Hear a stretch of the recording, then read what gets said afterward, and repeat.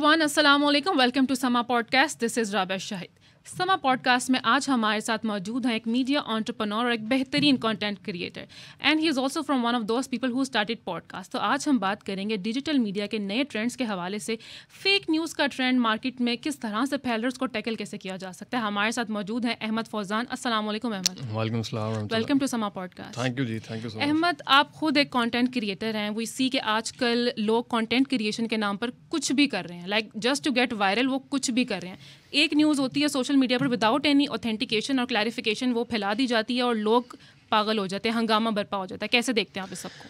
ऐसा ही है, लेकिन इसमें बहुत सारी एवोल्यूशन भी आ रही है, मेचोरिटी भी वक्त के साथ साथ आ रही है। और ये कभी भी जिस भी सोसाइटी में इंटरनेट जाए तो शुरू में यही करता है। आप इससे पहले अगर मगरबी ममालिक में देखें हैं, जहाँ पर भी इंटरनेट जब भी पहले जाता है वो सिर्फ एंटरटेनमेंट के लिए यूज़ होता है। उसके बाद फिर मेचोरिटी आती है, इवॉल्व होता है, तो वो थोड़ी सी इंफोटेनमेंट आती है, इन्फॉर्मेशन और एंटरटेनमेंट का मेलमेशन। थर्ड स्टेज के ऊपर जो है ना वो वैल्यू बेस्ड कॉन्टेंट की तरफ जाता है। अभी हम ज़रा ट्रांजिशन के अंदर हैं, वैल्यू बेस्ड कॉन्टेंट की तरफ जा रहे हैं। तो ओवरऑल जो ट्रेंड है वो एंटरटेनमेंट का ही रहा, चूँकि हम थोड़ा लेट भी थे। अनफॉर्चुनेटली हमारे यहाँ यूट्यूब बैन रही और बड़ा लेट हमारी कंटेंट इंडस्ट्री ने इवॉल्व किया।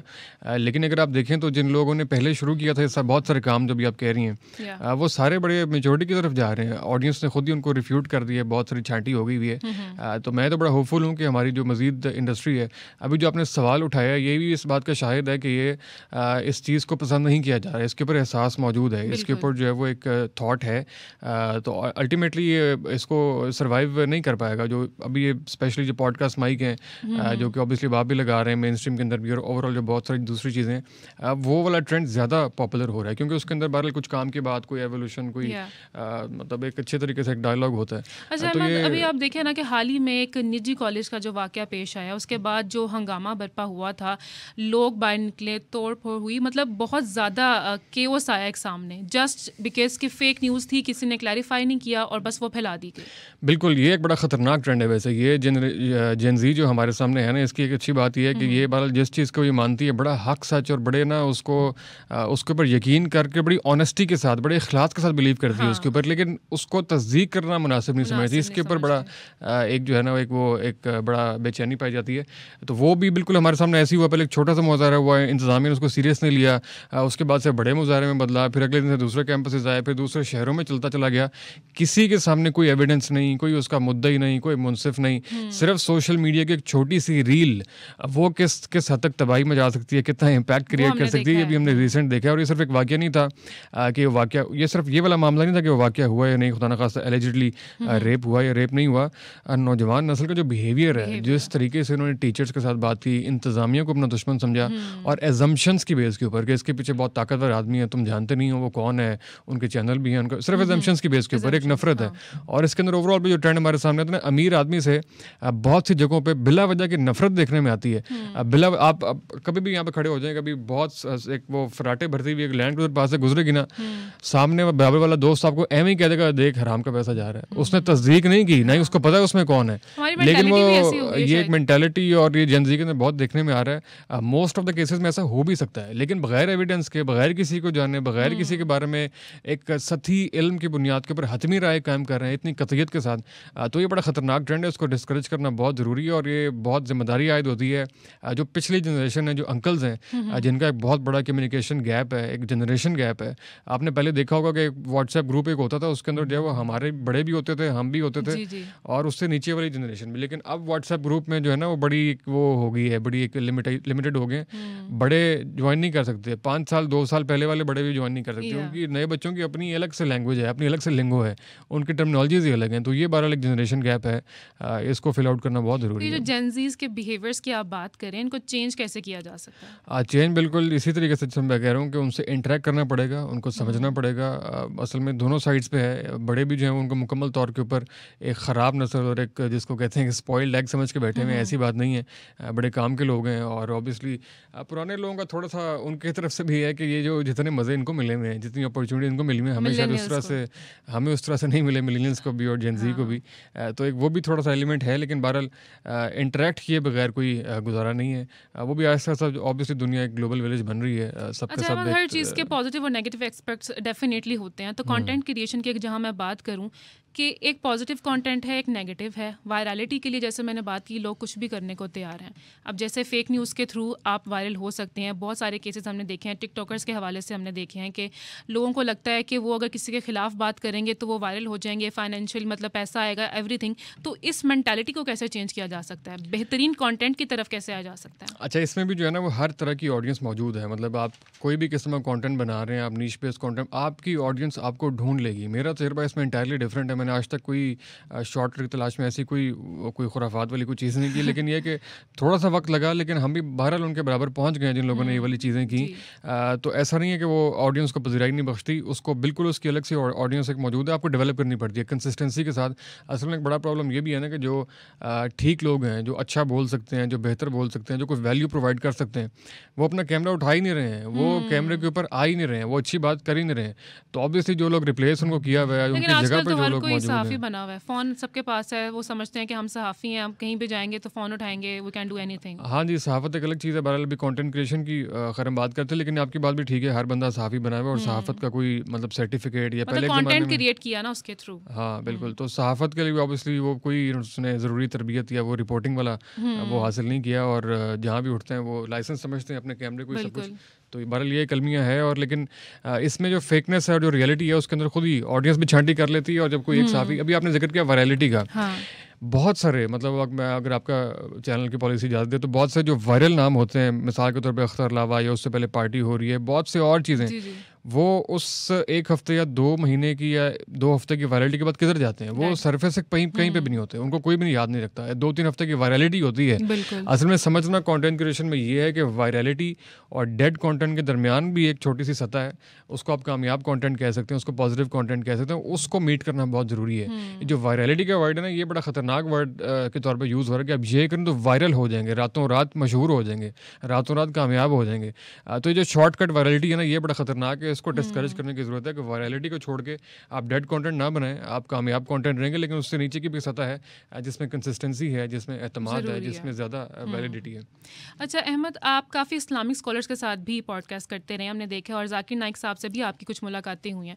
तो जब से जाकिर नाइक साहब आए हैं, काफ़ी कंट्रोवर्शियल स्टेटमेंट्स उन्होंने दी हैं, लोगों ने अज्यूम किया, फिर अपनी राय भी दी। तो उस हवाले से आप क्या कहेंगे? जी बिल्कुल। डॉक्टर जाकिर नाइक साहब का जो सबसे पहला सेशन था पाकिस्तान में, फॉर्चुनेटली हमने वो कराची में था, गवर्नर हाउस कराची में, और यहाँ से स्पेशल हम अपने दोस्तों के साथ, हाफिज़ अहमद साहब के साथ और हसनैन के साथ स्पेशल यहाँ से हम गए उसको अटेंड करने के लिए, उस एक्सपीरियंस को फील करने के लिए कि इतने सालों के बाद, दिहाइयों के बाद डॉक्टर जाकिर नाइक जब पाकिस्तान आएंगे तो वो क्या बात करेंगे। हमने पूरा वो 3-4 घंटे का सेशन अटेंड किया और एक बहुत ही अच्छा, एक रूहानी किस्म का तजर्बा रहा। और असल में जो आपने कहा कि कंट्रोवर्शियल स्टेटमेंट्स दी हैं, मेरे ख्याल में उन्होंने स्टेटमेंट्स नहीं दी, हमने उनको कंट्रोवर्शियल बना दिया। असल में हुआ ये कि बहुत से लोग जो उन पे तनकीद कर रहे हैं, उन्होंने डॉक्टर जाकिर नाइक को इससे पहले कभी सुना ही नहीं था। डॉक्टर जाकिर नाइक हमेशा से थे वो बिल्कुल खुला और शफाफ और बिल्कुल जो है ना वो लेपापोती के बगैर, दाएं बाएं हुए बगैर ठोस बात करने के आदी हैं, और वो हमेशा से ऐसी बात करते हैं।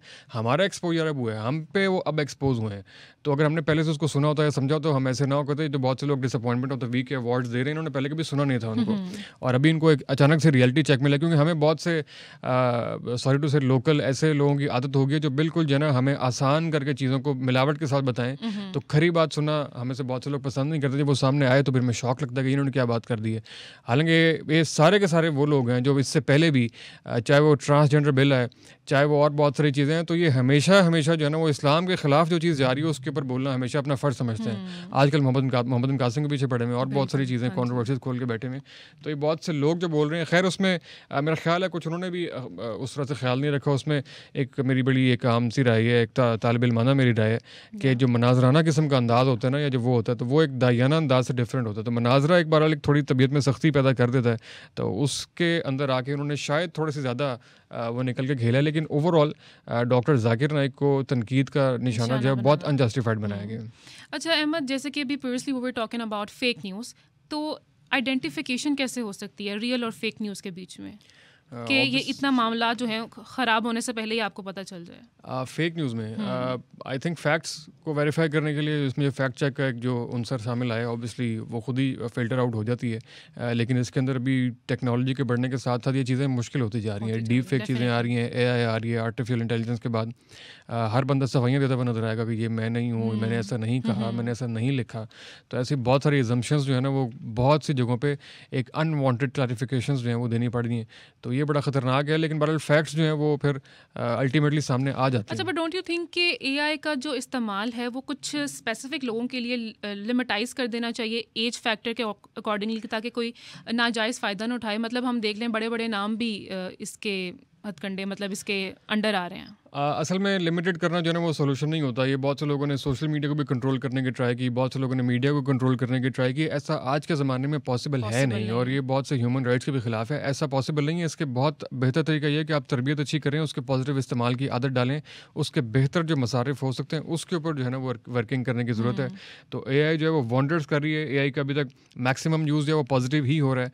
इसके अंदर अब कोई बंदा डिपेंडेंट नहीं है किसी के ऊपर कि वो इदारों में जाके सीवियाँ जमा करवाए या बहुत सारे और काम करे। सेल्फ डिपेंडेंट तरीके से अपना खुद काम भी कर सकते हैं, उसमें बहुत से अपने एग्जिस्टिंग कामों के अंदर आसानी पैदा कर सकते हैं। अच्छा अहमद, आप काफ़ी अरसे से खुद भी इस फील्ड में हैं, तो कभी आपने अपने बारे में कोई ऐसी फेक न्यूज़ सुनी हो? जिस तरह भी आपने कहा कि अभी वो निजी कॉलेज का एक फेक न्यूज़ वाला इशू आया, तो बहुत से लोगों ने, मैंने उसके हक में बनाई कि निजी कॉलेज का मौक़िफ़ दुरुस्त है और जो हुकूमत बयान कर रही है वो दुरुस्त है, फैक्ट्स ऐसे ही हैं, जो तफ्तीश या रिपोर्ट्स हमारे सामने हैं वो ऐसे ही हैं। तो नीचे बहुत मल्टीपल लोगों ने बड़े तयक्कुन से लिखा कि कितने पैसे लिए तुमने इस चीज़ के, और बहुत से लोगों ने उसको बाय भी किया और बहुत से लोगों ने कोट भी किया कि ये भी बिक गया, इसने भी पैसे ले लिए। तो इस तरह की जो है ना वो बहुत से लोग असल में प्रॉब्लम ये है कि वो समझेंगे अगर वो इसके खिलाफ बोले तो वो उसके हामी है, अगर वो उसके खिलाफ बोले तो वो इसका हामी है। तो पोलराइजेशन के इस दौर के अंदर स्टिग्मास लग जाते हैं बहुत सारे। तो ये बड़े एक अनवांटेड क्लैरिफिकेशन ही है। मैंने तो खैर वहाँ पे भी बहुत से लोगों ने जब 3-4 बार बोला तो वहाँ बताना पड़ता है कि यार ऐसा कुछ नहीं है, हमारा कोई राब्ता नहीं है। अच्छा अहमद, आजकल हम देखते हैं कि जेन ज़ी ये भी समझती है कि डिग्री लेने की कोई ज़रूरत नहीं है, कंटेंट क्रिएशन से करियर बन सकता है, तो ऐसा पॉसिबल है? जी बिल्कुल, वो बिल्कुल ठीक समझते हैं। कंटेंट क्रिएशन अब जो है वो बिल्कुल एक पूरे का पूरा करियर है। इसके अंदर अब जो कंटेंट क्रिएटर्स हैं उनके लिए जितनी अपॉर्चुनिटीज़ बढ़ रही हैं ग्लोबली वो बहुत ही अनप्रेसिडेंटेड है, और ये बड़ा एक पॉजिटिव साइन है। यूट्यूब की मोनेटाइजेशन ऑलरेडी यहाँ पर थी, फेसबुक बहुत जल्दी पाकिस्तान में मोनेटाइजेशन अपनी लेकर आ रहा है, लेकिन उसके अलावा आप देखें कि जो भी जितने भी ब्रांड्स थे वो खैर टीवी का बजट तो होता ही, वो होना भी चाहिए, लेकिन उसके साथ साथ बिल्कुल सेम बजट जो है वो इन्फ्लुएंसर्स का भी अब होना शुरू हो गया। डिजिटल कंटेंट क्रिएशन जो है ना उसके अंदर 3 तरीकों से आप कमा सकते हैं। एक तो ऑब्वियसली डायरेक्टली मोनेटाइजेशन है, उसके बाद ब्रांडेड कंटेंट है, लेकिन उसके अंदर ये तफरीक करना बड़ा ज़रूरी है कि जो कंटेंट क्रिएशन की अपनी ओपिनियन जो है वो उससे मुतासर ना हो किसी कॉज के लिए, किसी आइडियोलॉजी के लिए या फिर किसी पॉलिटिकल पार्टी के लिए। उसको आप साइड पे करके जो दूसरा ब्रांडेड कंटेंट है उसमें आप तहकीक करने के बाद या बिल्कुल उसको कर सकते हैं। बहुत अच्छे उसके बजट्स हैं। जो भी नई ऑर्गेनाइजेशन आए, कोई कैफ़े हो, कोई नया बिजनेस हो, कोई स्टार्टअप्स हो, एंटरप्रेन्योर्स हो, वो अपने जो भी नए स्टार्टअप करते हैं उसकी वो मार्केटिंग के लिए इन्फ्लुएंसर्स को ही अप्रोच करते हैं। तो ऑब्वियसली उसमें अगर क्वालिटी कंटेंट क्रिएटर्स या इन्फ्लुएंसर्स होंगे तो उनके लिए बहुत ज़्यादा अपॉर्चुनिटीज़ हैं इसके ऊपर, और वो उससे बहुत सारा कमा भी सकते हैं। और इसके अलावा बहुत सी चीज़ें जो हैं वो इसके अंदर और भी शामिल हो सकती हैं। वेल लास्टली अहमद, अगर कोई मैसेज देना चाहें? आपको खास मैसेज तो नहीं है, लेकिन ये पानी की बोतल पड़ी हुई है, सबको जो पानी पी लें, स्मॉग बहुत हो रही है। बहुत से लोगों को जो है ना पानी देख के याद आता है कि पानी पीना भी है, तो पानी ज़रा पी लें बहुत सारा। और स्मॉग का बड़ा अजाब बाहर बना हुआ है अनफॉर्चुनेटली। पूरा साल हम स्मॉग के जो है वो एंटी स्मॉग इश्तिहार तो देखते रहे हैं, लेकिन जब स्मॉग आई है तो हमें एक बार फिर उसका सामना करना पड़ा है। और लाहौर जो है वो पूरी दुनिया के सबसे ज़्यादा एक आलूदा शहरों में उसका शुमार हो गया, तो उसको हमें मिलजुल के अवेयरनेस देना बहुत ज़रूरी है कि मास्क पहने, घर पे रहें और पानी पीते रहें। Well thank you so much Ahmed for joining us, और बहुत ही इंपॉर्टेंट डिस्कशन आज हमने की। आई होप हमारी ऑडियंस के लिए भी हेल्पफुल रही होगी। और इसी के साथ मुझे दीजिए इजाज़त, आपसे मुलाकात होती है नेक्स्ट पॉडकास्ट में। तब तक के लिए बाय बाय।